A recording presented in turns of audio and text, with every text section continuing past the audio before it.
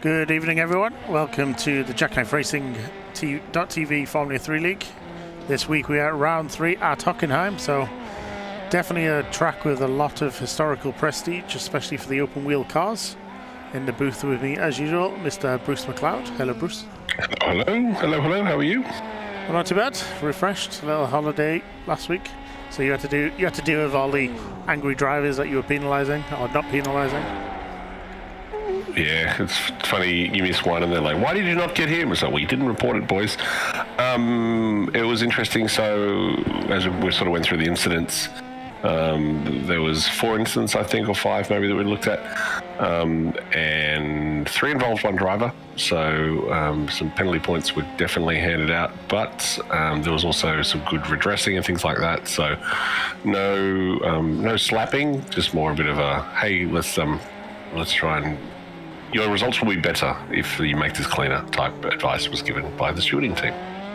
Yeah, so currently in the free practice, we have a very competitive field. Top 12 all separated by a second, and the top 2 separated by only 9 thousandths of a second. So that's pretty incredible, if I'm honest. It's going to shape out to be really good, especially with Biaga, in P3, who's just 4 hundredths behind Kenny Lassen, so very, very close.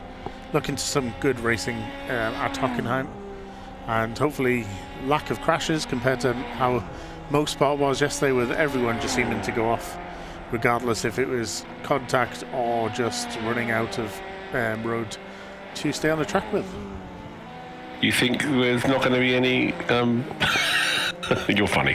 Yeah, so you're expecting that we're going to have less crashes this week. Well, I suppose we're going to have less car versus wall, but I think we're just going to see more car versus car. Points where I'm expecting a bit of action is turn 1, lap 2, when people come through quite quickly. Maybe not passing action, but definitely I think we'll probably see a bit of accidents there. Maybe see something else. And we'll also just have a quick question from the audience, and by the audience I mean the drivers, and the hairpin. I think the hairpin will be some big stuff. Are we back in a moment, John? No worries. We just have a couple more minutes, well, a minute and a half, actually just over a minute of practice left before we jump into qualifying. As you can see, very, very close grid at the moment. On the back, it's nice to see Ian Baird back. He's been moving house or something, so he's been away for a little while. Rasmussen's in, Scriber's back in, Zef Kostman, who had a really good race last week, he is back in with Team Tato of him and Lester Craig.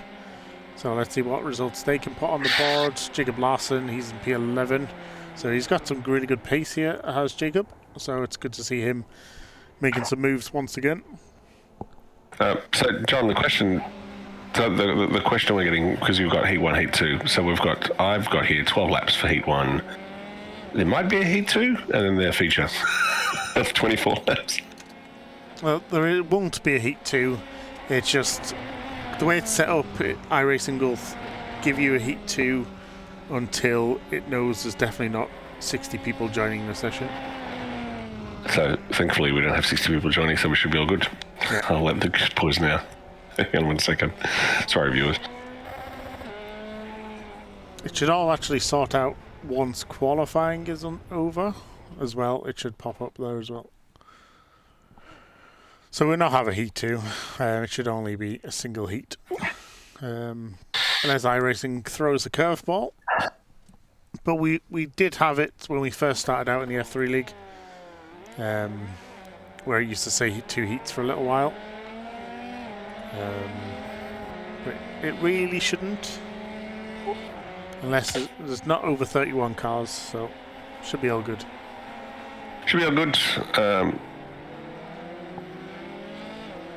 Like 60 cars advance from Heat 1 anyway, so 60 cars advance. So if we have 120 cars, so what you're saying, John, is if no, you can only have a max of 60 in a heat race. So we couldn't have 120 people if we wanted. Why not? Because iRacing doesn't allow that many friends. iRacing. You know, I get the feel like you could one hosted session you could run better than all of our factors who ran it through all the time. But anyway, I digress. As we get back to the action at hand, we have a new racer. We're going to get this wrong. In fact, I'm about to pronounce it wrong without even trying. Biaga. So Biaga, that's it. So now pronounce the rest of his name.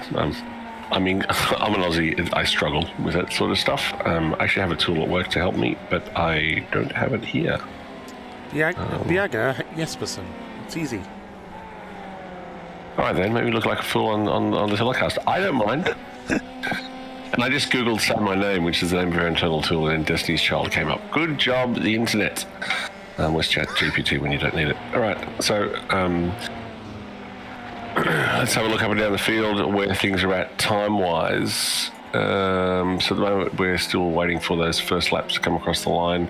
Seeing a bit of purple between Team Swede, so René Helmut and Armando Vasquez were fastest through the second sector, but Mr. Ken Russell is throwing down a few purples down the back.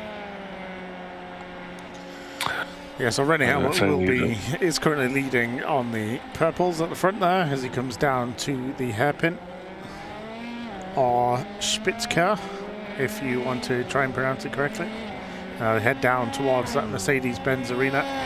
A nice flowing right-hander before you get to that really sharp left-hander, which will catch a few people out as well, I suspect. Can I just say that Hockenheim was one of my biggest disappointments when it came to iRacing?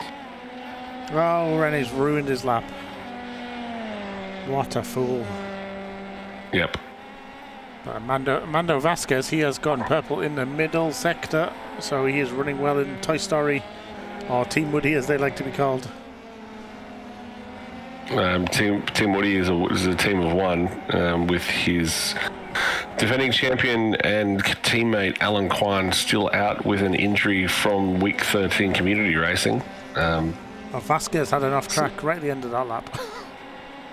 So all I will say is friends should not let friends do LMP3 in tiny ovals. LMP3? LMP2. LMP3 is coming. Yeah, especially that when there's like mad Mazdas being driven around by me. It's definitely a bad reason. Alan, I mean, what, Henrik? Alan is still injured from your community race. You broke the champion.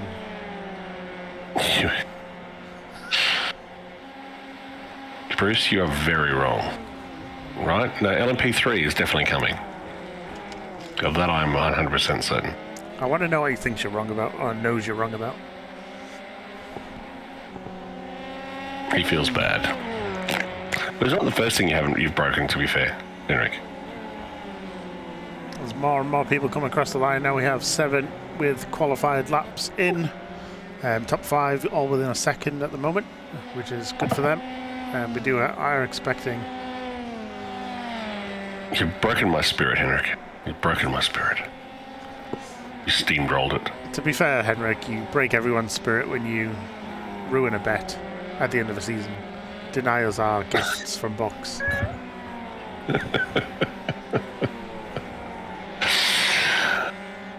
Right. René Helmut, is this going to be the lap that gets him on the board? He's gone very wide, but it doesn't class as an off-track. Vasquez goes quickest, but what does René do? Not quickest. So plenty of fast drives in our top 3, only separated by under 1.5 tenths, so very, very tense at the front. You ruin my bets every time, every season. Every time I try, they go. I bet finish and you end up on a roof on the other side of the planet. So René Helmut has been doing a few, he's had the checkbook out during the week. He's acquired an F3 team. Apparently having one is not enough. He wants to be the go full Red Bull. He's only a driver in one. He's the owner of the other one. As Tom Lennox Brown now goes faster by half a second over Mr. Vasquez. So Tom Lennox Brown really putting some good times in, just like he did in practice actually. Mid 131s, so very good competitive lap times from him. We do still have 5 people yet to set any laps. Yeah, Marco Honegger's on his outlap as well. Vasquez has a bad middle sector, but does set purple in sector 1 again. Yep. So one thing, I was commissioned to do a specific livery for the new team this week. So I don't know if you want to quickly just bring up Mr. Lester Craig, the first of the factory Team Tato drivers. So Tato stands for Too Afraid to Overtake, in case you're wondering. Of course, we did your spec map get sorted on your end? It does for Leicester, but I don't know Zeffy's thing, so he's got a Petronas Team Tato. Yes, that's really cool. So I didn't bother updating mine, so mine still looks like an Audi flavoured potato. And we've had a spinner as we go past. That's Jonas Johansson, he's a spun. Actually, no, it wasn't him. It was Jörn. He's had a little spin. Jörn redrop. Marco Honegger sets a lap, but it's not good enough for anywhere near the front. Marco Honegger, current championship leader, currently finds himself down in P20, and only the top 8 get reversed. Remember, the point scorers from the heat race are the only ones who get reversed. Yeah, Marco's, I don't think that pace is representative. He's like 3 or 4 seconds off.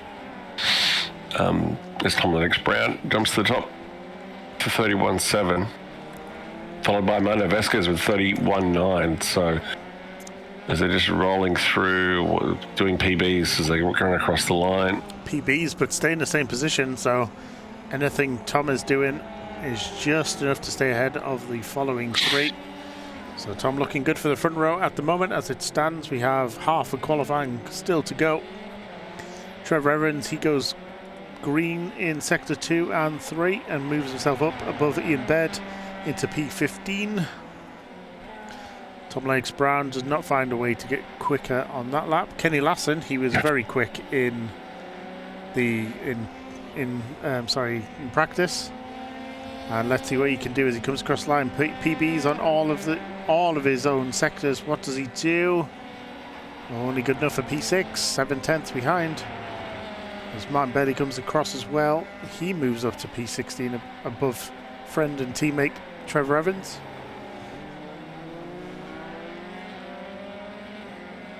We watch them come through. This corner. John, do you want to quickly just jump on and follow someone around for a lap? Who's trying to do a quick one? I'm on board with. Who am I on board with now? I can't tell. Peter Johansson. I thought it was. I wasn't quite sure. So we're coming down. So this is an interesting, tricky. This corner in particular, you think you can carry a lot more speed in than you can because it really tightens on exit, but then it opens out. So it's tricky that you want to sort of try and carry it. Exit speed's critical as this is the run down to the hairpin. The thing that I'm sad about is that this doesn't continue out into the trees. I can't believe iRacing gave us the oval for Monza, but didn't give us the whole rest of this old track, the old legacy track, which is where you go out there. Coming down the right, the hairpin, really tricky to go as late as possible and put the power down. This is essentially another straight here in the F3 as we sort of circle back to where the old circuit rejoined previously. Cut past through the infields. This section is particularly tricky. I'm guessing we'll see a lot of off tracks over to the right. This is not too bad in the F3. Other cars will be a bit tighter. Coming down here, this should be a 4th gear, maybe 5th. Back to 4th. Right out wide on the exit on the edge of the dirt. And then really the infield into the stadium section. So it's a little bit interesting. Hard to pass in here, but it's not impossible, especially up the inside here. If you're close enough, you sort of can pull it off. And then this one here, and this is, I think, where we'll see all the action as we come to complete the lap into this first corner, particularly first lap. It'll be busy here, and I'm guaranteed we'll see people going off track on the outside, but there's plenty of runoffs there, so we shouldn't necessarily see a big incident. He says touching wood as he says that, but I think into the hairpin turn 1 we'll definitely see a bit of nose to tail. Nesterovic's personal best goes into P2, so he's just ahead of Helmut and just behind Lennox Brown. So getting very competitive towards the top. I think he's just doing a little cool down lap now, and before he goes again. We've got everyone is just kind of hitting their peak as we normally see around the 10-12 minute mark. Everyone just struggling to get any extra pace out of the cars. Looking up and down the field though, it's a pretty good spread. A little bit more, a little bit less competitive than the practice was showing, but still not too far off. Plenty of good battles to be had out there, as we see Nesterovic just in the middle of the track having a little cool down, while René Helmut is behind him on the track there, and I think that is also his teammate in the background for the other, I forget what these are called. F3? No. Galaris? I meant the team name. It's because we haven't set it up properly. That's what it is. I think it's Ripple Motorsports. Yep. But overall, everyone is looking pretty good. I think most people have a good idea of the circuit now. Marco Honegger, where is he? Has he moved himself up? Yes, he has, into P2. So that's just set a new fastest lap, actually. 31.722 from Marco Honegger, making me sound like a choo-choo train. So one interesting is, can he go faster? So you can see a few laps coming in. Peter Hansen going a little bit quicker. Daniel Nesterovic way off his own pace. Trevor definitely going faster there already, as we can see a spin from the particular gentleman I just mentioned. So we put the commentator curse on him. He's destroyed his rear wing just because. I was trying to work out who the yellow car was who just went past, but it's Kees van Leeuwen, who is also very quick in practice. I think he possibly stole the fastest lap at the end, but he is currently finds himself in P6, half a second off. Spam the cloud to help Lennox Brown. The cheerleaders are back. It's going to be... You love to see it. You love to see it. We do. It's going to be hard. It's going to be hard to knock Tom off at this point. I don't know if Marco is going to be able to do it. I think Daniel, he's trying to go faster, but his pace just isn't there. Like he's in sector 2 and already almost a second down. So Daniel's probably at the point where he needs to get back in and reset, but he hasn't got time to do that. So I think Gadget is pretty close. And one thing I noticed is two things. One, I'm 5 seconds off the pace, but two is the whole field is covered by, was it 2 seconds, 2.5 seconds down to P20.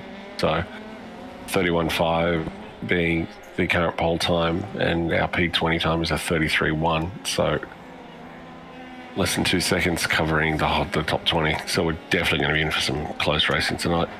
Good field, 20 cars out again, which is good.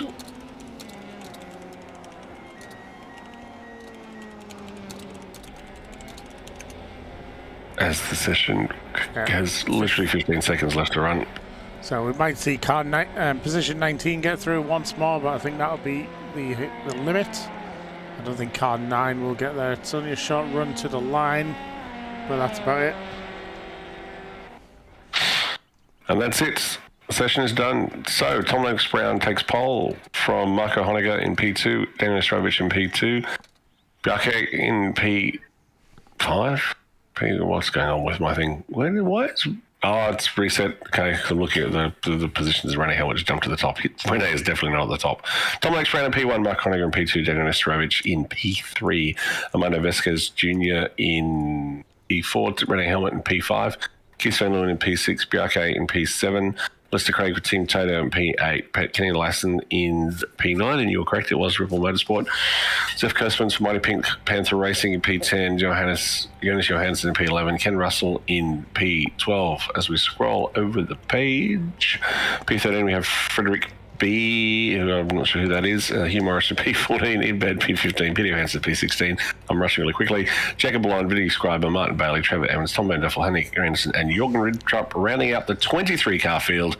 If we get more people on this grid, we're going to have to start extending the grid time just so we can walk through it before the lights go green. Yeah, so we are just waiting for these lights to get greening. I should say, clearly the overrides don't work for you as well because it's Frederick Rasmussen. I got rid of his B. I could have just looked at the other list at the top. As they are burnt, sitting on the grid, trying to destroy their engines, aka burn through the fuel. Let's see. Hopefully we won't have a safety car in heat one, but chances are high. Go grid on. 5 lights are on, 5 lights are off. Oh, there's been an upsy daisy. Someone's dead. Someone's dead, Jim. Oh, you know what that means? Out it comes. You know what that out it means? comes. Out it comes. There we go.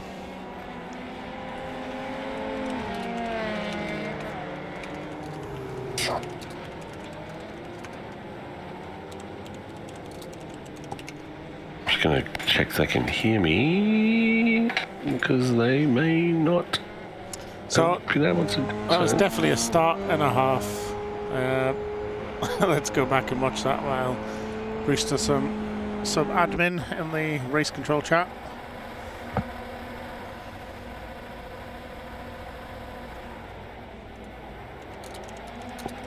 So someone getting right upside down there, trying to work out who it is. Is that Kenny Lassen by any chance? Possibly.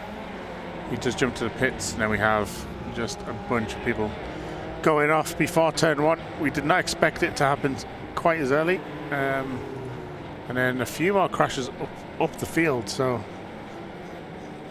maybe Mr. Senior's words of send it to Tom was a little bit too aggressive, and I don't think Tom caused it, but I think the energy was transferred. So let's jump on board actually with maybe Tom. Let's see what he sees from this. So car on his roof. Tom is just trying to stay out of trouble. You can see so much tyre smoke as well. And then he gets around the first corner. More spins just there. And then somehow there's a whole pack of them who crashed on the safety car. As that comes out. So 6 people have meatballs. I'll let you deal with the removing of the safety car.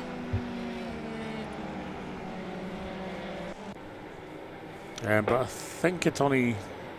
You want to do one lap, John? If you want, it's up to you. You control it. I'll just let the grid come together, and then we'll go. Yeah, sounds good. I think everyone who's not towed is coming back out. Everyone's out. Zeffy's still in the pits. I think he towed, maybe. Yeah. Who passed the pace car? 23, car 23. Position, no, that's not position 23. Oh, it is car 23. Because my concern I have is if we clear penalties. Kenny Lassen hasn't completed a lap, it's telling me. So he is a lap down to everyone except Zeff Kosman's in the pits. So I think he's racing round. Yeah, but we're not unlapping. I'm just curious as to why he went past the pace car. I think he was the one on his roof. Oh, okay. Maybe he came out before the pace car got round again. Let me just have a look. So you might have to go one more lap. See what happens when he catches up. I've got him as P22 anyway, on all my screens.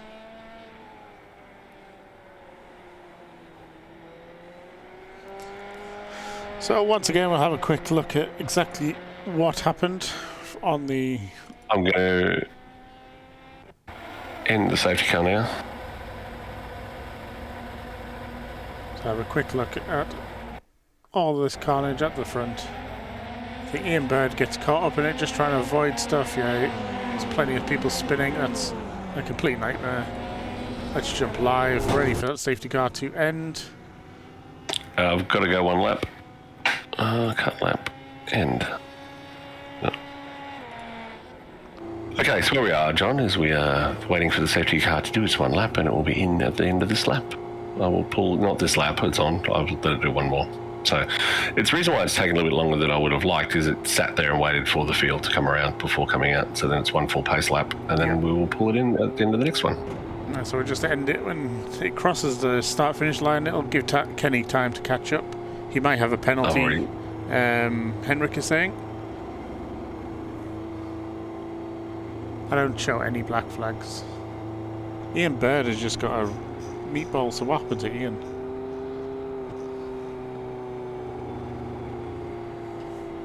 So we'll clear all flags once that safety car light goes off. Which it has.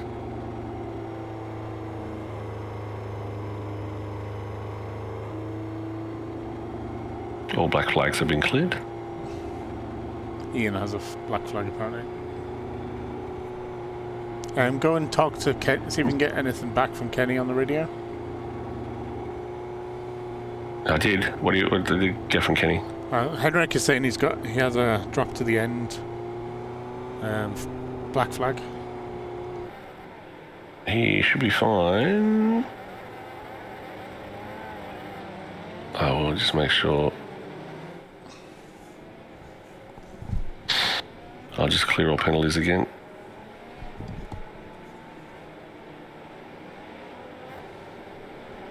Just almost back underway on the green flag conditions. The iRacing safety car driven the Porsche, not going to be on fire. Like just another Porsche driver right now.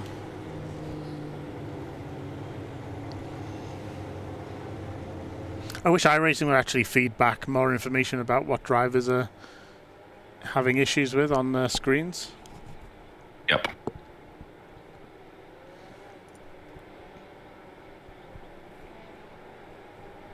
But everyone except, I think Zeph is still in the pits. I don't know why he's still in the pits.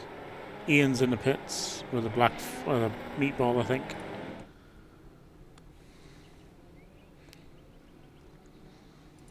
I can remove the penalty. I can't fix the damage. Where is...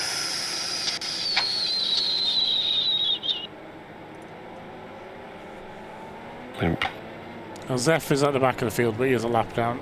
But there is no unlaps in the heat race after feedback from our drivers. As we go through now, through Mercedes, down along this.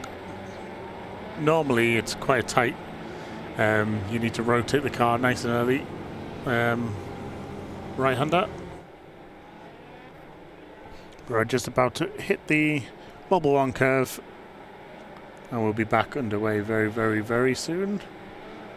Ian Bird still in the pits. So whatever's happened to Ian, I don't know what. Maybe got another issue with a meatball and he's now having to repair himself manually.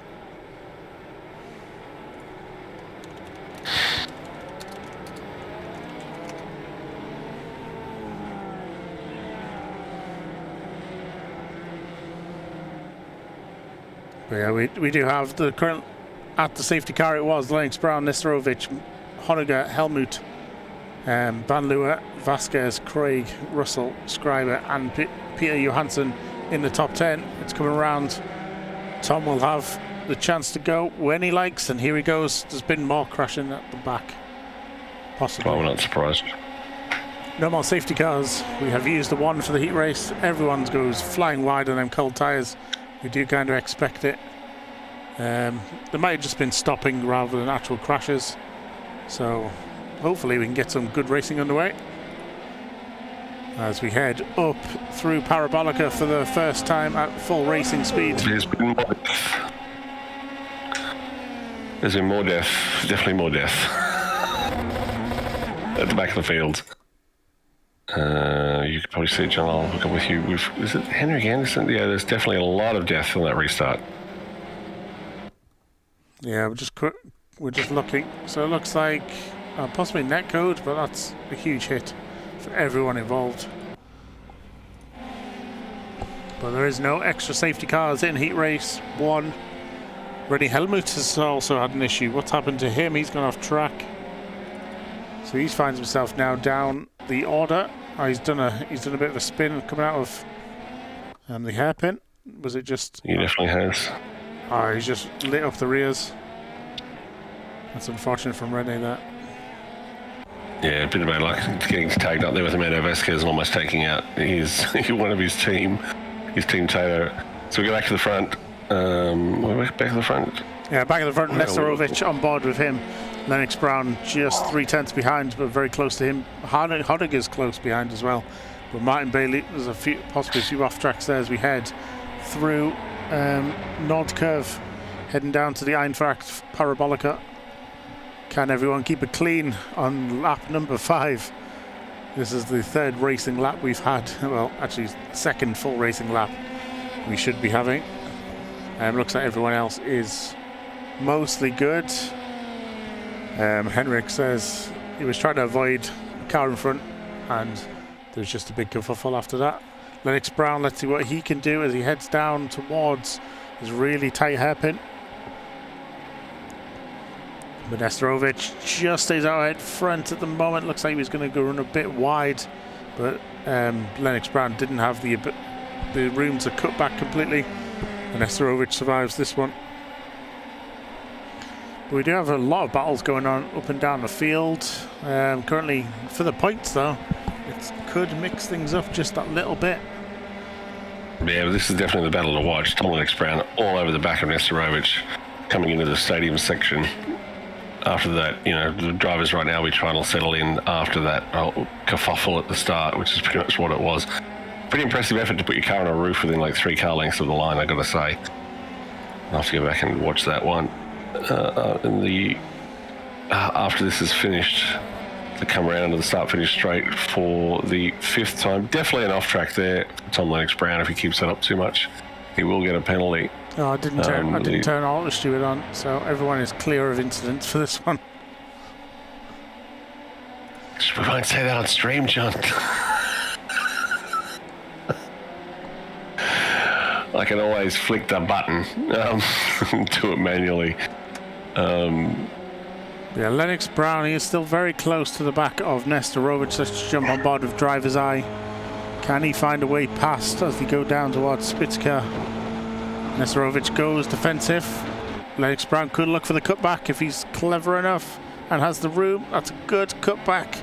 Can he get the traction down? I don't think so. It looks like Nesterovic was maybe a little bit hot on the throttle, but managed to stop it stepping out too much. But now this battle is going to continue a lot more as they go down towards Mercedes. Oh, how did they not touch there going through? Look like the front of Lennox Brown car's almost just tapped the back of Nesterovic's Ripple Motorsports car ahead. It's funny, what I'm seeing in Australia is very different. There's a metre gap from my car from what I'm seeing, so it's interesting. We definitely have races coming from 3 continents normally here, normally from Australia, all through Europe and America, so that we're really pushing the limits of iRacing's network code to the limit. But luckily that time they didn't come a cropper and was able to keep the cars away from each other as we come across the line for the 7th. So we're already past the halfway point on this race, and this is a cracking battle at the front. We've got another couple developing further back down. We've got Russell Johansson battling it out, as well as Jacob Lund Larsen, Kenny Larsen, and Frederick Rasmussen battling it out deep in the pack. So here we go, deep, looking at that battle we're just referring to. It's a pack of 4, the 2 Ripple Motorsport cars, all over the back of Jacob Lund Larsen. Yeah, once again, Nesterovic cut into the inside briefly, but you just saw Lennox Brown was just too far away to do anything this time. But Marco Honegger is now right on the back of Lennox Brown's car, and it looks like Kees van Leeuwen just hovering in the background of the shot there, seeing what can happen there. Jacob Larsen's had an incident. What's happened to him? Where was he going? So we're going through Parabolica, high speeds. Now they're going to get very close as they hit down to Spitz Curve. Jacob Larsen locks up just to avoid the back of, I think that's Evans. I haven't worked out what each colour car is yet. Possibly Martin Bailey, actually. Just avoiding the back of the Bailey car. That's really unlucky, but really good driving by Jacob there. Unfortunately, making a mistake on entry, getting braking himself and coming in a little bit too hot, but managing to avoid the contact of the car in front. So both bad and good, and unfortunately, it's cost him. And it looks like it's cost him again. He's lucky to hit the wall there sideways with both tyres. And one thing we've learnt last year from the indestructible... Oh, he's just got up on the curb and just into the car, riding on the ridge on the crest of the ripple strip on the edge. He's hit that both wheels side on, which we know is the way F3 car impacts need to happen. So that car should be good to just continue as we go back. Look at this battle with Lassen and the two Ripple Motorsport cars. So this is the battle for P10, 12 and 13. Lennox Brown's been overtaken by Marco Honegger down the inside through Spitzker. And Lennox Brown just getting squeezed to the outside. Marco give him just enough room to remain on the track. And this is a really good battle. See what Marco can do. Can he chase the back of the Nestorovic? Or is Nestorovic just going too much? But Lennox Brown fights back, and he's gone through that tight left-hander of Mercedes, and Marco Honegger fights back again. Some great side-by-side action from these two drivers. Fantastic driver stop to avoid the collisions as well. Is definitely can't be underestimated, especially in the F3 cars. They do like to just slide out a little bit if you go in a little bit too hot, but these two just showing absolute discipline to stay side by side. So Nestorovic is loving this though. He's just got the gap out to almost a 1.5 second lead now, and Kees van Leeuwen is also using this as an opportunity to close up, but not really. They're definitely going off track. Just let me give a little bit of a warning over the radio.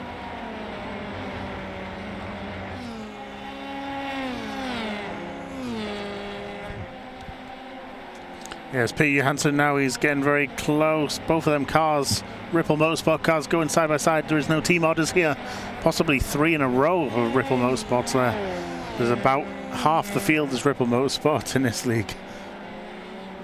Yeah, I will have to start getting them to start marking up their cars with different colours, or we'll start doing it for them with decal maps. This is the battle, back to the battle for P2. Marco Honegger got Tom Lennox Brown all over the back of him as he going to driver's eye with Tom Lennox Brown. Although I think this camera probably should be moving around a bit more. His head's a bit more stable, or his helmet's a bit loose from what I can see at the bottom of the shot. Tom Lennox Brown just sitting there in holding station. Now, what's your thoughts here, John? What's your play? If you're in Tom's viewpoint, knowing there's a reverse grid coming, are you going to fight for this P2, or are you just going to sort of hold station and see how things play out? I mean, obviously the points are a lot less, but I feel like you need to try and take as many out of Marco. Even in round 3, you need to take as many points out of Marco as humanly possible, because Marco is currently running away with it with just solid performances week in, week out, which we do like to see from Marco. But is he going to be able to be toppled, especially with Alan Kwan being out with an injury? As these 3 Ripple Motorsport cars still going. P15 just gone a bit wide. Hugh Morris has gone cutting the grass through. That's a Sachs curve. But he manages to just come back out on track, possibly have a slowdown. No one felt flag for him. So gets away with a slowdown there for cutting half the track. Lennox Brown, he's just not been able to stay close. If I was trying to make a decision where to get close, it would be probably before Einfach Parabolica, because then you have that long sweeping left straight to get past and possibly make your statement on the car in front. Well, John, I'm curious, because I just had a question for while you were giving that update. I had a question from one of the competitors about the X limit and his clean driving, not lowering it. If the safety car got set automatically, how was Auto Steward not doing the clearing? I'm just curious. It didn't. I sent it. Ah. Now it's all making sense. Yeah, so for those new to the broadcast, we run the RS Control Auto Stewarding because we haven't got a third person and a fourth person necessary to do the live stewarding and drive the safety car. And what we find is we also let it to try and keep the racing clean. We have a very low X limit on this series, but the auto steward does give you penalties back if you gives you X's back, incidents points back if you run clean laps for, I think, 4 minutes. John gives you 3 minutes. 3 minutes. 3 minutes. As Rig Trupp has crashed again just after leaving the pits. So possibly just some cold tyres that he didn't expect. As he comes back on, he has jumped back to the pits once again. So is he just retiring for the race? Possibly. Incident count 0, incident count penalties none. So John, if you've got incident count penalties none, incident count DQ limit no limit, fast repair 1, they won't get a penalty. There is no iRacing system to give penalties enabled in this league. And since Auto Steward isn't turned on, because you cannot set it to just be the affect races only, I turn it off for practice so people aren't getting black flags randomly in practice or spammed with 1x messages. Yep. Maybe a feature to raise with the developers, to be fair. Sorry, which is? Sorry, I missed that, John. White flag is out. Raise with the developers to make Auto Steward selectable in sessions rather than always on or always off. But Nestorovic, that gap is down to just over a second now. Marco is pushing hard. Can Marco do a last lap chase on Nestorovic? Is there enough time? We might as well jump on by with the roll bar. I don't think there's going to be enough time because he's just out of the tow for Nestorovic, and it looks like he'll be doing what he can just to play it safe, even if he loses a tenth or two around here. But Marco, what a fantastic drive he has had. Getting away with Lennox Brown as well, a second on him. Kenny Lassen, however, got some good chases down towards the Spitzka, and Vinicius side by side with Kenny Lassen, but it looks like Kenny Lassen gets through. Rennie Helmut back up to P15. It won't be good enough for any points or beneficial for the reverse grid later on. Hugh Morris is going, he was just overtaken by Rennie Helmut as they head down to Parabolica. And then we have the leaders now coming into the stadium section, and he will be coming across the grid any minute now. Oh, looks like Morris has spun. As here we go, Nestorovic, Honegger, and then we have Lennox Brown, Case Van Leeuwen, and our little chase to the end for Vasquez and Craig. Vasquez just ekes it out. Russell's going to get some points on the board and start in the front row. And then we have Kenny Lassen behind him. So Kenny Lassen will be on pole for the next race. So very, very good driving. Apart from if you eliminate all the crashing, there was some really top driving at the front and some really good driving in the midfield as well. But it's good to see a lot of different people in the points. Ken Russell, I think that's his first journey to the points since he joined at the beginning of the season. So people are improving all around, which is definitely nice to see. Jacob Larson, he'll be coming over the line now with Hugh Morris just behind, who unfortunately spun right at the death.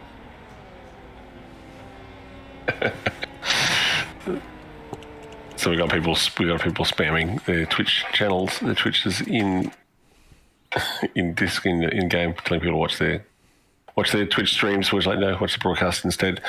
As we jump into the green room, we have P2 Marco Honegger. Was it P2? Let me have a look. It was P2 Marco Honegger. I'll drag him in because we might as well talk to the guy that's there. Marco.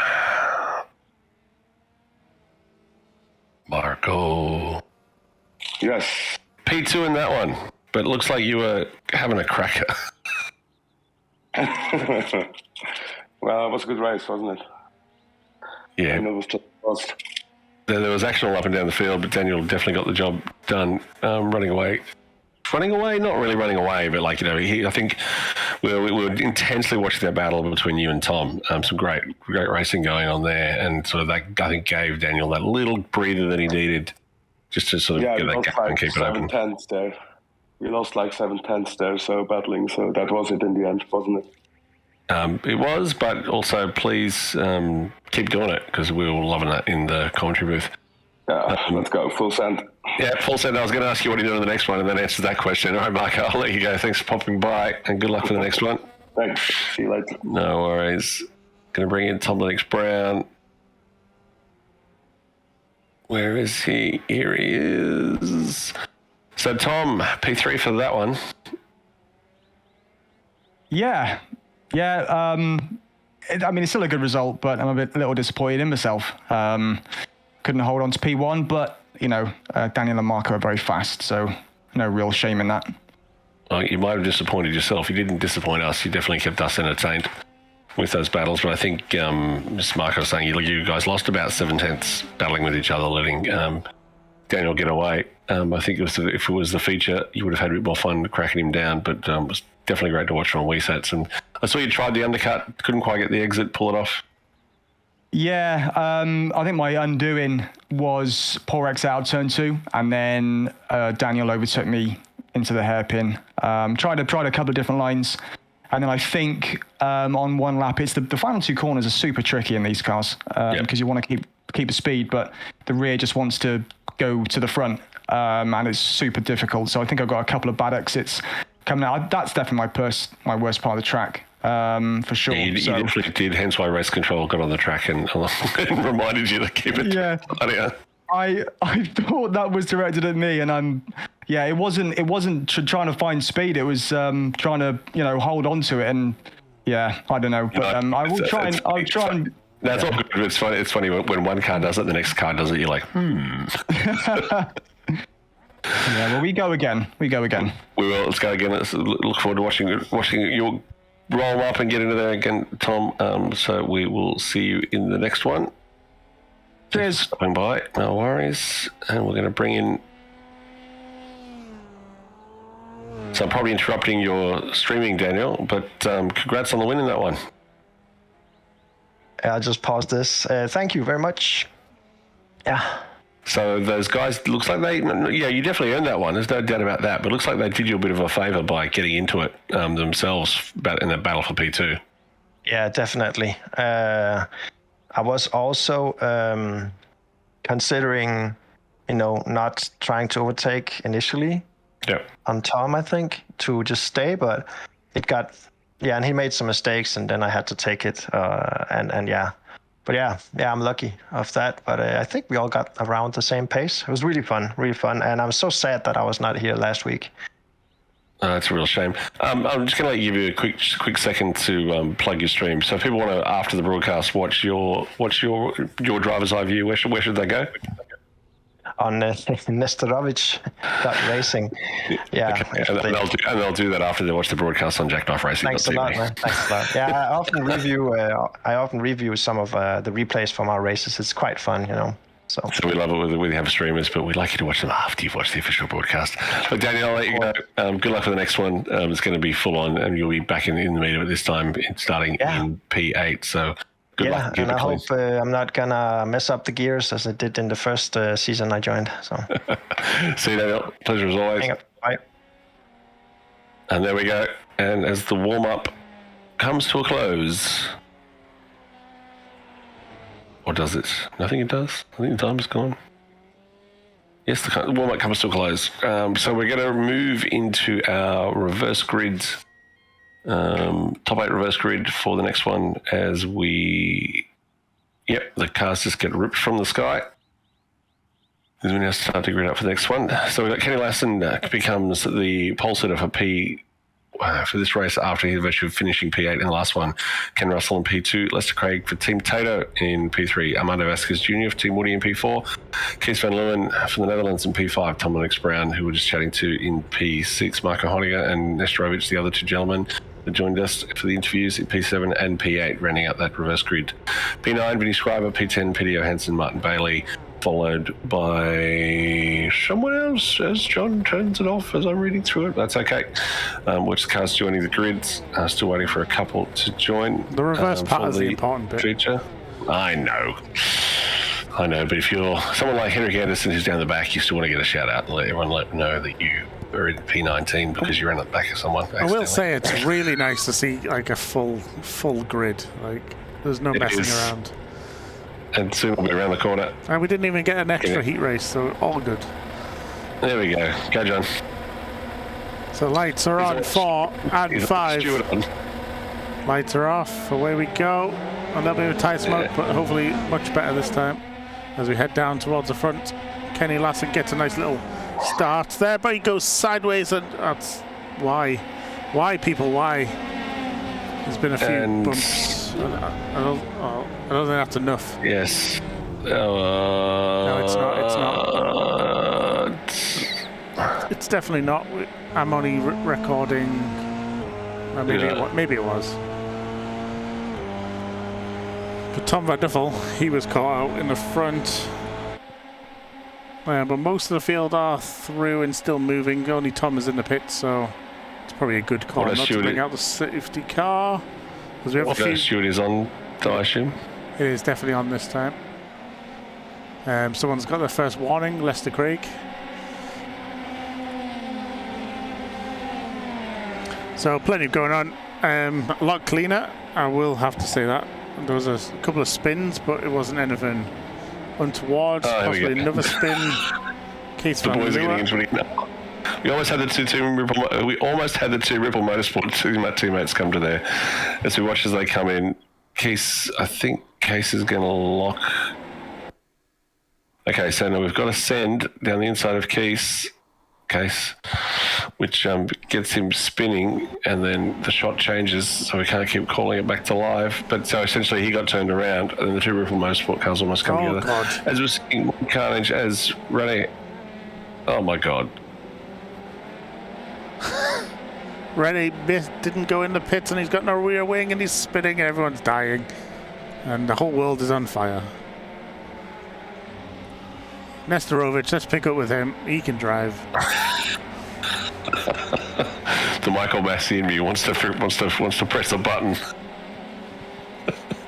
just to reset this field and let it come back together before it runs away. But we're not going to do that because you reap what you sow in this business. So lap 2 of 24. This is going to be a long one. Armando Vesquez Jr. is out in front of Tom Lewex Brown, who's just over half a second behind. Another big gap back to Marco Honegger in P3 as the elbows are definitely out in the back of the pack. Martin Bailey, unfortunately, has had a bit of a stadium. And this is definitely not a race that Rene Helmet will go down as saying, hey, this is one of my good ones. I must say, like, I don't want to be negative about it, but I think it's definitely worth comment. What's going on with Rene? Like, so Rene was our champion 2 seasons ago, and we're seeing moments of pace as Henrik Anderson decides to join the spin club and just chuck it sideways again. But he had four sort of impacts with the wall last week and survived the wall. And even if I think back towards the end of last season at Roscogan, he was sort of getting into a few little things. So I think it's more just worthwhile having a look at. I think he's not thinking long term, and I don't mean he's not thinking. What I mean is I think he's just getting caught up in incidents and probably needs to try and drive with a bit more bubble in mind to get some points, because his teammate Marco Honegger is doing everything right at the moment and just keeping it clean and just putting the points in the bank and doing what needs to be done. I don't know, maybe just misses Allen a little bit too much. They had such a good battle last season that maybe just missing him a little bit as he throws the salt onto the fire. Yeah, so it's interesting. All I'll say is I think this season, Marco is definitely the Lewis Hamilton, and Rene's become the Bottas. That's all I'm saying. As Biagga is doing much better in race 2. It was hard to do worse than race 1. To be fair, getting caught up in the second melee, I believe. But moving up, really good. This looks like a really solid driver who's entered the league. That is not his number, however. iRacing lets you choose numbers, but if there's a number reserved in the league and you join before that number without a reserved number, you get a random number or the next available number. So that's why Biaga is currently running the car 5 and Tom Lennox Brown is running 11. Looks like bizarre. is it Zeph getting out of the way? Or Lester Craig, actually. One of the Tato cars. Lester Craig, hasn't crashed, he just stopped to let people by. Nesterovic has only gone up one position from the start, despite all of that, and is now stuck behind Vinicius Scriber for now, but this is going to be an overtake, surely, going through Parabolica. And now heading down to Spitz curve.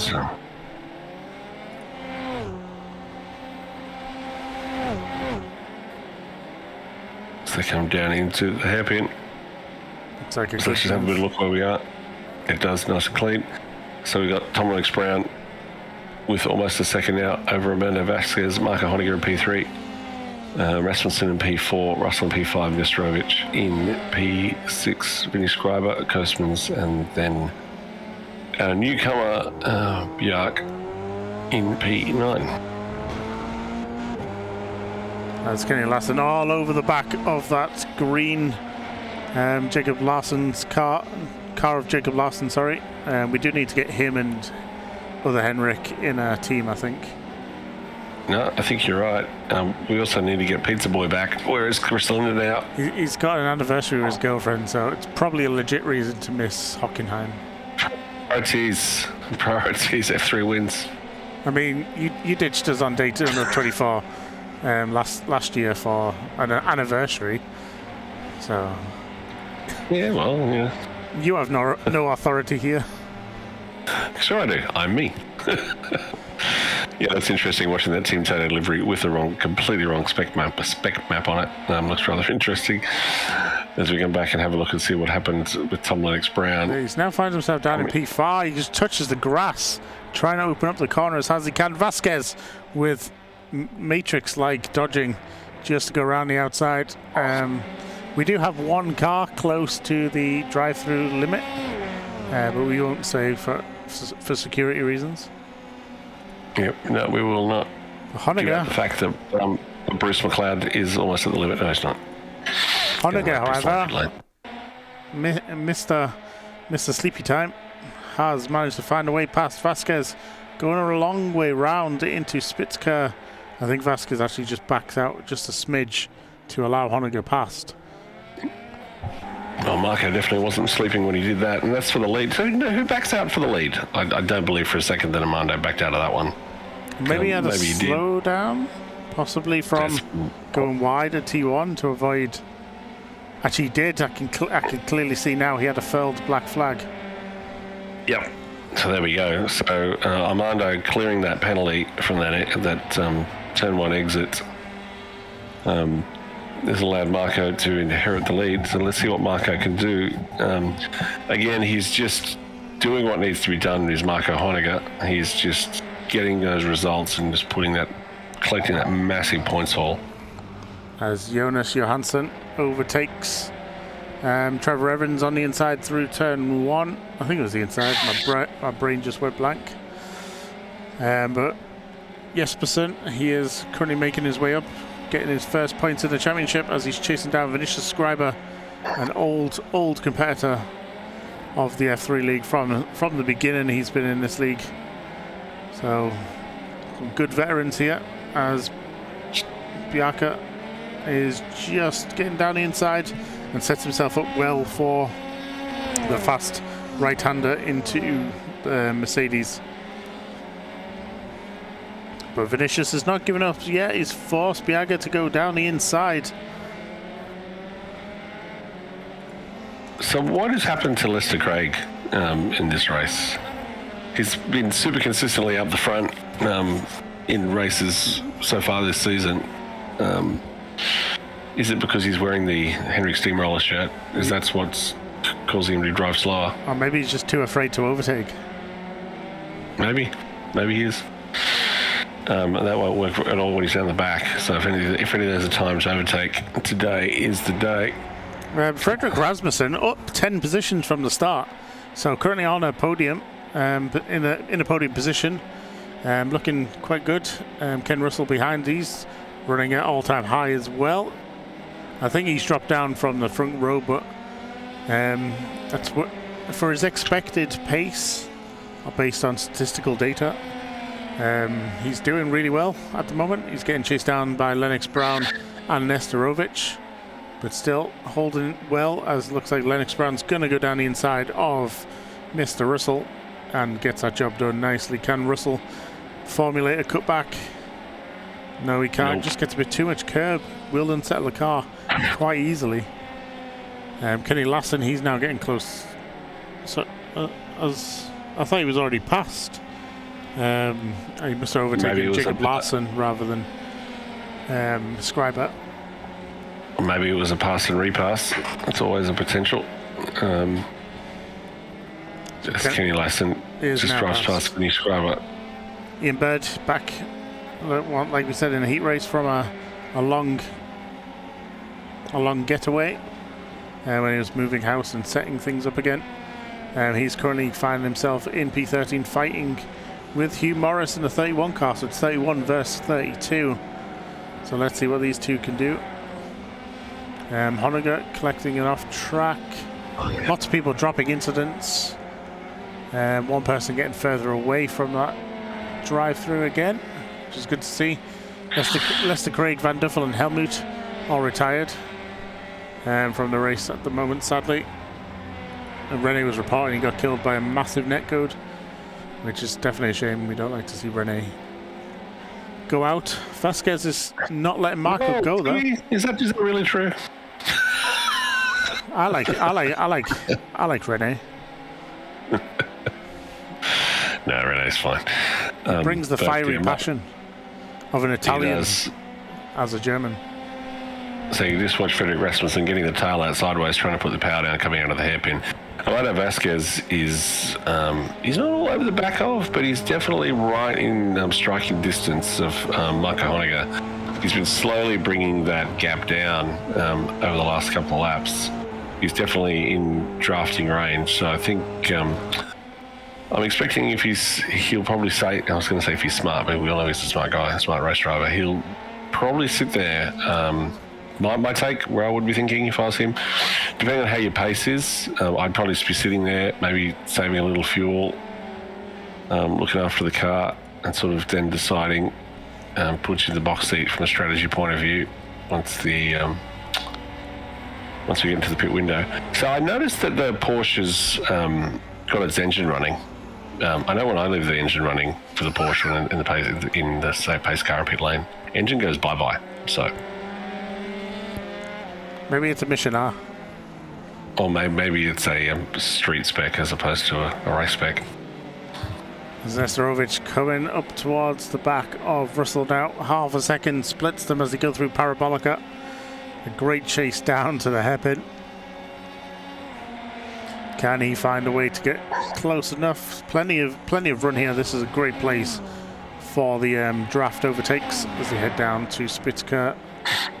But not right now. Ken Russell just holds off enough. Vasquez still within 2/10 of Marco Honegger. He is not letting Honegger escape. Is there going to be a way for not Nestorovic, sorry, Vasquez to find a way past? Really come on as a driver as Vasquez. It's really good to see him out and about, getting some of them points on the boards as they both go very close to the end. Sorry, the gravel, which could have seen the end, to be fair. But currently, Marco is just holding on. 4/10 is the gap.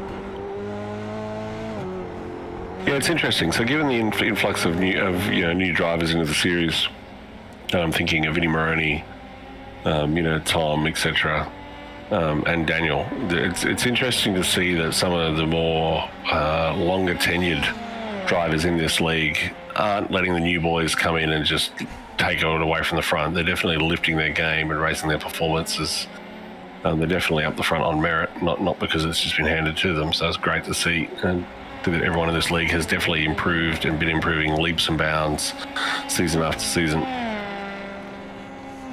Yeah, it's a shame Tom Vanderpoel had a bad race. He's been looking strong this season, getting a lot more points than he did last season, which was 0 last season, so there wasn't far to crawl up to improve your position. As Nestorovic finally gets past Ken Russell, we saw there on the broadcast down to the hairpin. Nestorovic slightly out of shape, but not too much coming out of Spitzker. It was all on at the front of the field, John. That gap is down to a 10th. Let's have a look. I watched this battle. Brown squeezes through, catches the anti-cut, but is just safe enough. Vasquez once again as they go into the stadium section. What can Armando Vasquez find? He's definitely putting Marco under pressure. Look at that. Almost loses the rear end there through Sachs curve. Could have been a lot worse, but Marco just managed to hold on. He's definitely well rested before this race. Nice and awake. It would be nice if P2 and P1 and P3 and P4 were getting the same shot at the same time, because there's definitely battles everywhere. But this is another battle, as we're seeing. This is the battle around P7, 8, and 9. So Koosmans, Jespersen, and Lassen is what this battle was saying. That's almost like a carbon copy incident of what happened to Tom Lennox Brown. The rear wheel just dropping off in the dirt on entry as they're trying to open up the entry to carry more speed through. And Jarke's gone off as a result. Back on board with Mano Vasquez as we're watching him attack Marco Honegger yet again, coming down into that hairpin. Definitely enough pace and close enough to be closing up on the brakes, but not enough to consider a passing move. Sort of coming in under the grandstand around the Mercedes, the Porsche driving centre. Yeah, but Vasquez is just not finding a way to get consistently closer and closer. Just found himself in the aero wash as we get to the tighter sections of the track. Once again, Can he force Marco into a mistake? Try and put Marco under pressure, but Marco much better through the stadium section that time as we head into the penultimate corner, which is, and then it opens up to a nice sweep onto the start-finish straight. Easy to go wide and spin as well here. So much grass everywhere. You just need to stay on the, I think it's green concrete area, as Vasquez goes very wide, and he's going to need to stop pushing it too much, or he's going to end up with a penalty as well. Yep, he definitely picked one up for that. So I think this is probably where the difference between the Hockenheim ring and old Hockenheim, where you went out in the trees, you had those massively long straights in what was a very much a Monza-esque track. So lots of big straight line races. I don't know if I'm sort of liking this Petronas flavoured Team Tato car.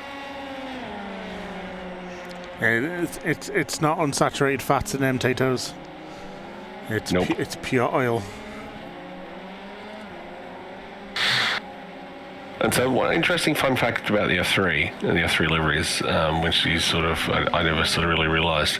If you actually look at the camera, and you can sort of see it in some of the shots for the Team Tato car, the color, there is a coloured band on the camera and the side of the camera, which is the driver's license level. It's interesting that they do that, but you can barely see it, let alone see it in a race when you're following someone. So it's a nice feature, but sort of what's the point?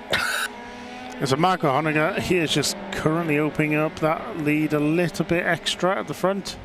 Everyone else is starting to push away from the black flag penalty, the drive-through penalty, so it's good to see that things are clearing up just a little bit. It's F. Kostman, so he is pushing the limits of if he's going to be allowed. Jacob Lawson has a yellow flag, so maybe he just went off briefly.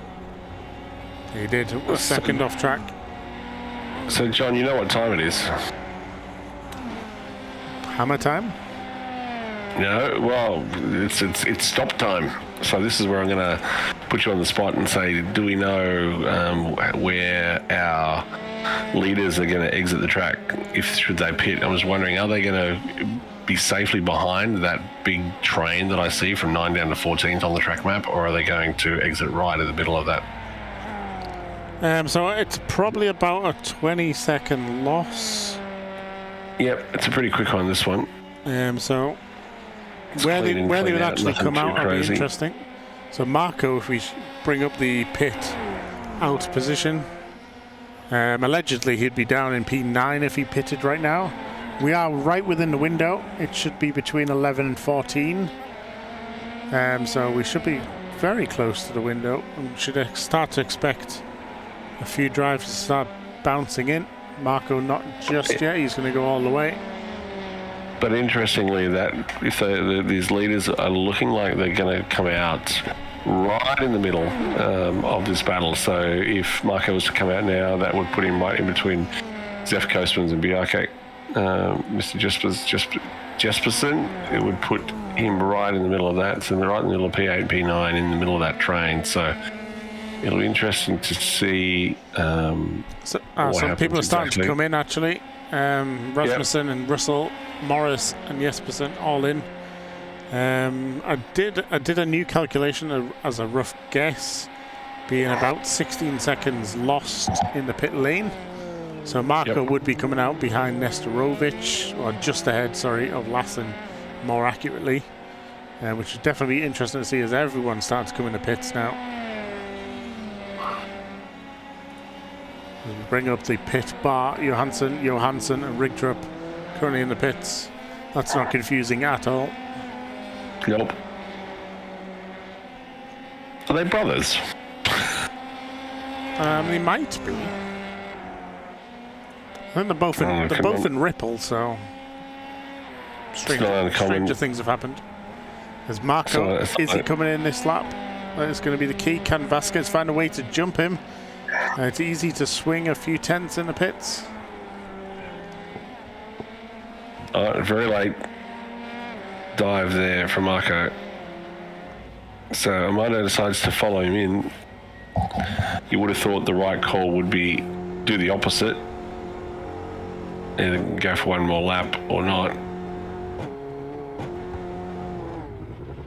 We see the overtaking pits, but obviously that's just temporary based on pit boxes. Honegger leaves. Oh! So he doesn't pick up the position, but there's definitely a gain there for Armando. So did he short fuel it? Did he take the same amount of fuel on? Because his stop was definitely quicker. There was, between Marco and Vasquez, there was 2400ths different. So I wonder if that's the fuel saving. So iRacing definitely has a random factor, so that it's the times are not consistent. There is Vasquez is going. Let's see what he can do. Going down towards Spitzker for the lead. Can Vasquez out-muscle Marco? Can Marco out-think Vasquez? Vasquez keeps it nice and tight on the apex, and it's a good getaway, and it's going to benefit him for that fast left-hander, but Marco's then going to have Mercedes as his advantage, and this is all hotting up now. Let's see what these can do as we jump down to static camera. Marco takes the inside, and Vasquez is going to rue that, just not being to get through enough. Obviously it's not over yet. We still got a little bit of a run down to the next corner of the Mobile 1 curve, and then this is where it sort of becomes kind of untenable to stay right in the wake, but there'll be a small temperature loss on the tyres. None of these took tyres. Possibly Frederick Rasmussen did. He was about 2 seconds slower in the pits than the others. Yeah, that would sort of make sense.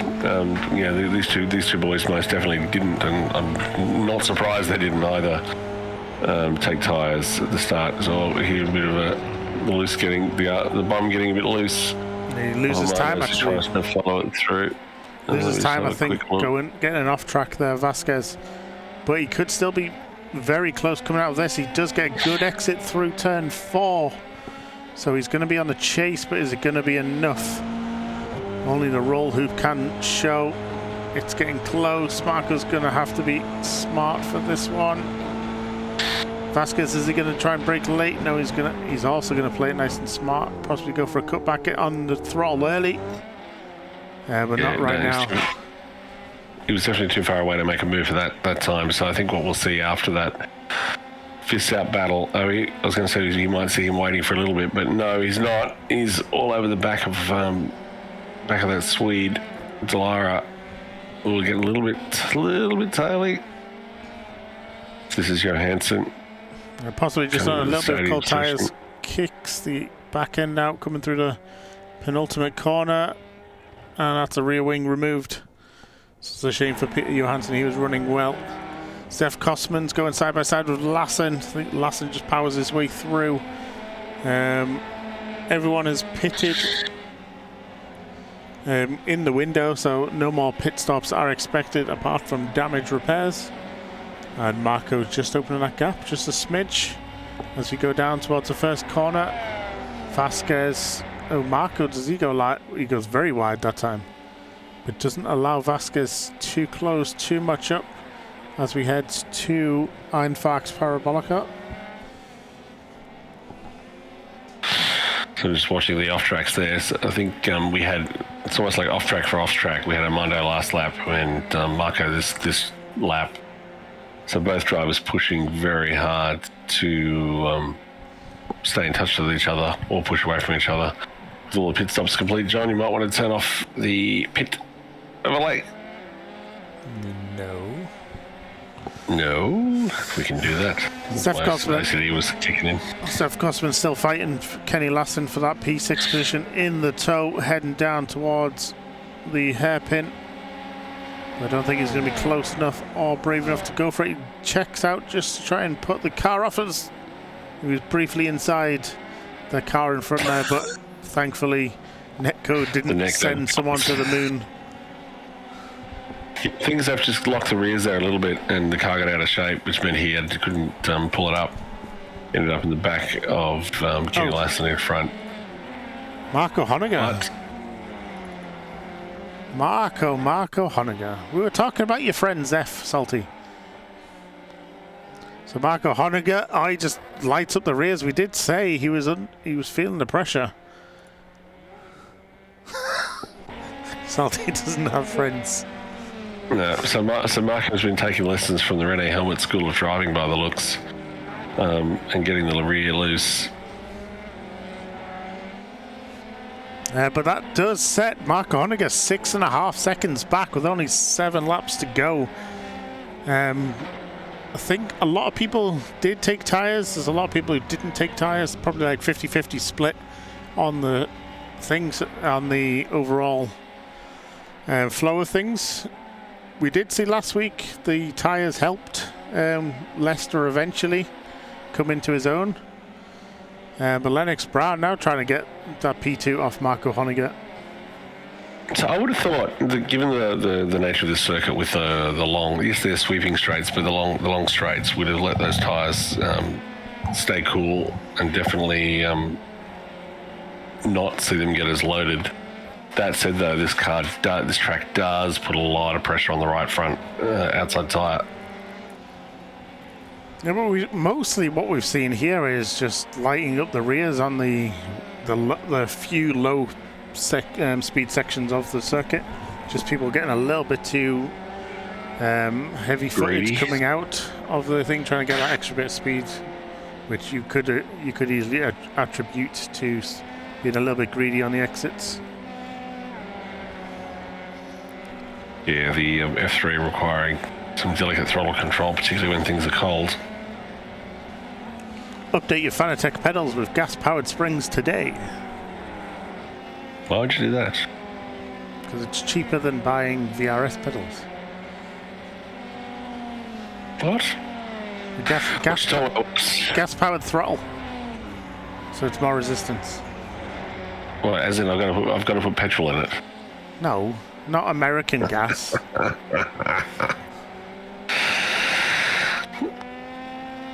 Where is the Ian's spam you're crashed talking out, about? apparently. What's the what? I said, what's this ad which you're talking about? Let's have a look. I don't know. I saw it on the internet. Ian. 1 second.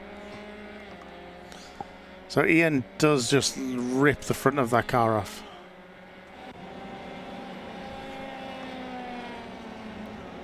I know. He needs to get Now Bruce trouble. is back because I forgot to jump back in the channel.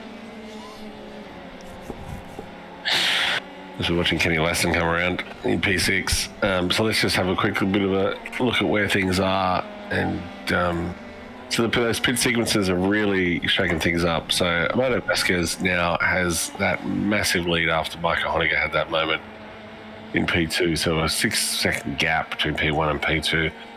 Tom Lennox Brown, 1.3 seconds further back from Micah Honecker. Another 2 seconds back to Daniel Srovich, and another 5 seconds back to Ricky Jefferson. And then another 5 back to Jeff Coastman's Kenny Lassen. So big gaps, as you can see on the map, all around the field. It's unfortunately costing us some of the fun action that we've seen all today, up and down the track. So 4 laps left to run. Kenny Lassen is current fastest lap holder, going fastest lap on lap 18. So he's doing well. He was quite quick in practice. Yeah, no one's really been able to capture the form of practice on a 1 lap pace. But the weather is nice. The heat race took place in 23 degrees, and I can't imagine it's got much colder since. Let's bring up the weather. So we are still 23 degrees on track. So nice consistent sessions today.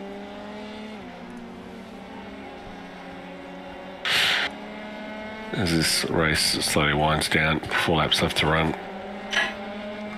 Yeah, but there's always time. There's always time for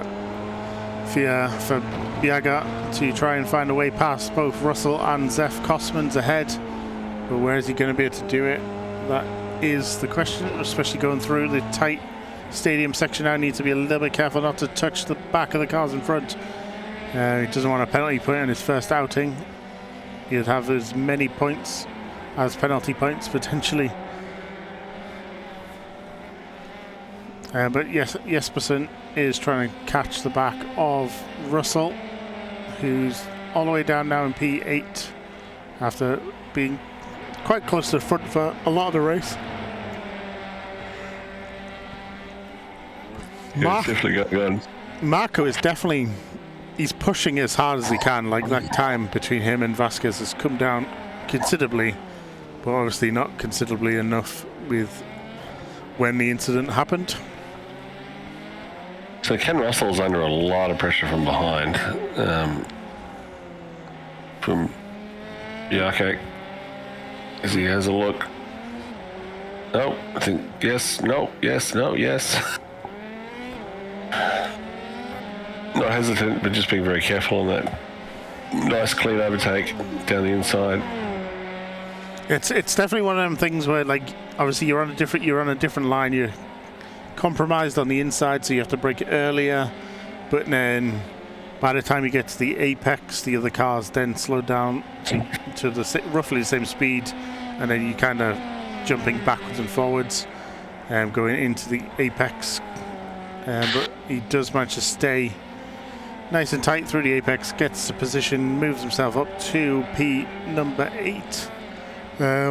Russell's trying hard to fight back, but I think Biaga might just be a little bit too quick for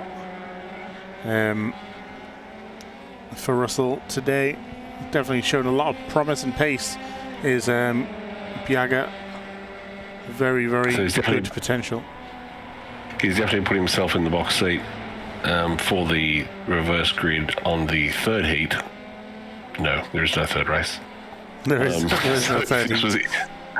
No, so if this was the heat, he'd be in the box seat. He could take pole the next one, but he's not. So P8 is P8 for realsies in this one. So quick check back up the front. Armando Vasquez has a commanding lead of 6.5 seconds over Tom Lennox Brown in P3. Did he get a little bit unsettled there? Let's have a quick look. It looked like under braking. Just the car started to wiggle a bit on him. It does look like the rotation abruptly stopped. And before the car can continue to roll. So the tyres, he doesn't need to do anything special. He just needs to keep it nice and safe. The tenths might drop down, but as long as you're on the track, he's definitely got enough of a break with just 2 laps to run. Yep. Apparently Vasquez likes to use brake balance to help the car rotate. So he is someone who does like to twitch around a bit on the brake balance. It's interesting. So there's always, every couple of years, the conversation comes up. Hey, I could build an automated tool that will change my brake balance corner to corner. The interesting thing is that if you actually change your controls a lot quite quickly around the course of a lap, iRacing will actually slow down or stop your inputs completely. So it's one thing to tweak it a little bit. But if you're doing brake balance per corner, it's almost impossible to not get pinged by iRacing in some way for doing that. Oh, just like Jacob Larson earlier, that's some great avoidance by Johansson. I think that was into the back, almost into the back of Scriber. So he does just come in a little bit hot, dodges out the way at the right time, and does manage to stay on track. Stay out of the back of Scriber by going off track. Stay out of the wall as well. So I'll call that on track. Like I say, for that sense. So there's one more left to go. Just having a look and see where the leader is. In fact, the leader comes across the start-finish line now, so we should be about to see the white flag, and indeed we do. So Mano Vasquez comfortably, that lead's come down a little bit, but as has his pace from the 31s. So Mano's pace has dropped. He's about 1.2 seconds down from his outright fastest in this race today. So that pace is definitely eased off as we watch Hugh Morris unfortunately drop a wheel off on entry. It's very easy to do on ice racing and spin it going in. But now it's going to be Jespersen versus Kosmans on the final lap. We've got half a lap to go. Amanda Vasquez is already coming out of the hairpin, followed by Honegger and Brown in pretty close order, but safe enough for Vasquez. As Jespersen goes to the outside, the inside for Parabolica, which will turn out to the outside of the next corner. Spitz curve. Zeffy just uses braking to get the thing. Now he needs to stay on the outside as best he can. It'll set him up better for Mercedes. And that's exactly what he's doing, almost like I'm talking to him in his ear. And Zeffy was fantastic last lap battle between these two cars, between Kosmans and Jespersen. Yeah, one thing, the big unknown is how much has Jespersen been practicing for this one. As we go back to the front, Amanda Vasquez takes a well-earned win over Michael Honegger and Tom Lennox-Brown. So once again, Tom not able to get any further up the podium than he was before, as Kenny Lassen's gone off inside the stadium section, just coming around with like 2 corners left to go. Yep. This is back to that battle that we were seeing between Zeff and Jespersen, and it's going to go right down across the line. Who's going to get there first? 0.66 in Kosman's favour. So great finale there for them. Let's just have a quick look at what happened to Lassen, because it did help Kosman and Jespersen both gain a position. It's probably a little bit after what we wanted. So he's coming through. Trying to work out exactly where that is. Oh, it's right into that's Mobile 1 curve, isn't it? Yep. And his teammate chipping in saying not worth to see Kenny. So is it Mobile 1 curve? I just think, when I think of this place, I think, I thought that was Mobile 1, that big oil jar, but no, it's not. At least not in this game. Tom Lennox-Brown not able to. Old boys not able to make it to across the first start finish line. That's definitely a DSQ. So our winner's going to be someone from down the back. Henry Anderson. No, Henry Anderson also had a crash. I don't know if he just wrecked his own car. It's more of a guideline than a rule. All right, so we've got our boys lined up, ready to come in. So Henry Anderson's doing donuts on the grass. Give you something to look at. in slow motion as we sort of go through. So I'm going to bring in P3, which was Tom Lennox Brown, if my memory serves correctly. Tom, run us through it from your point of view. Oh, well, less said about that, the better, really, for the most part. What are you talking about? Well, okay. I mean, I'm a little disappointed. Start was chaos, but managed to get up into second quite quickly, which was nice. And then had a little spinneroonie on the on T1, where I think I caught a blade of grass on the entry. Yep, we saw that. And unfortunately, yeah, that spun me right round, baby right round. Like a record player? Like a record. But do you know what? Marco and Armando were super consistent. Even after Marco's little incident, I think near the end of the race, I couldn't catch up. So I could have had another 100 more laps. I don't think I would have caught him, but they were very quick. But P3, I guess I can't complain at that, to be honest. So Tom, just for everyone at home, what's your sort of week look like? How many hours are you spending in the F3 before you join us here on a Friday night or Saturday morning? In the world? Well, so what I normally do is on the Tuesday, I'll do maybe like an hour or so in like a practice session, iRacing. And then generally, I'd say between 2 and 3 officials, most nights, I'd say. Yeah, so a good maybe, I don't know, 7 or 8 hours. Maybe. So in the officials, are you preferring to run fixed, or are you preferring the open set up races? I think it depends from week to week. Some of the fixed are quite nice, and some of the fixed are awful. Personally, I subscribe to VRS, so their open setups are generally pretty good. I mean, I think it's good to drive both, because you kind of have to figure out what the car can and can't do on a fixed and open set. Some of the fixed sets, are a bit understeery on some of the F3. So I guess that's kind of good to experience before, obviously, this series is based on the fixed set. So I think it's good to have experience with both. And I mean, I generally am fairly experienced with the F3 now, so I can generally jump into most races, and depending on the strength of the field. All right, Tom. As well. Thanks for joining us. Appreciate your insight. The reason why I asked is because if someone's thinking about joining the league, that's the path to paradise, so to speak. That's usually one way to approach it. Or you could spend your week like buying potato teams and then wondering why you don't get a result. Thanks, Tom. We'll see you next week back in the league. See ya. So I'll just move you back. Going to bring in... just trying to think let me quickly check in my results, because I've sort of forgotten. I'm going to bring in P2, which is Marco Honegger. Marco, back again. This is becoming a habit, us talking to you in the commentary box. No, he's not. He is. He's not. Marco, can you hear me? Marco? Yes, I'm here now. This is becoming a habit, my friend. Oh, what a race. How was that from your point of view?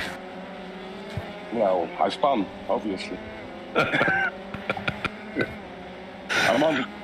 Man, his pace was good, man. I don't think you guys on the podium and go, oh, that race was crap. I only finished P2. Like, come on. Twice P2 is 25 points, isn't it? So it's like a win, so great. Happy with that. Look, I don't want to put the commentator's curse on you. I'll say that for your teammate. But yeah, I think you're definitely showing the way to approach a championship and not just a race, right? I want the championship, yeah. Yeah, I do want the championship. That's what I said. And you're just, I think, you're definitely not winning everything, right? But you definitely got the pace to be right up there, and you're just, I think, playing smart and just trying to get those points hauled, which is an interesting contrast to your teammates' approach, which is apparently appears to be crash early, crash often. So you might want to go and give him some pointers and tell him to stop buying potato teams during the week and spend more time practicing instead.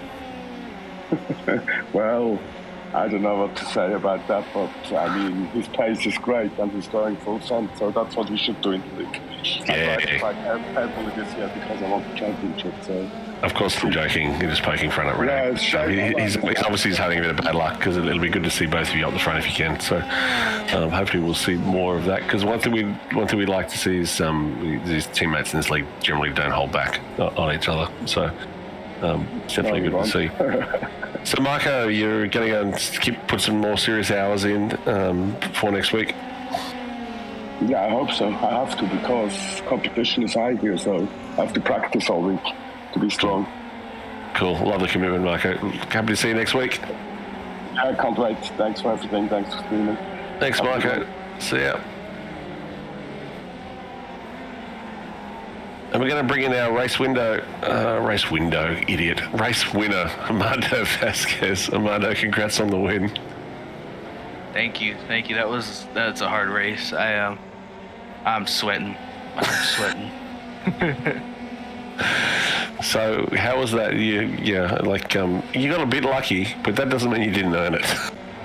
Yeah, well, with Marco, I know everyone knows he's quick, so I kind of just stuck in his draft, and theoretically I could have gone an extra lap, extra 1 or 2 tenths quicker when I was behind him and fought him, but at that point you're losing time fighting, and that just lets Tom in the battle, so I just stuck behind him, and eventually he made a mistake.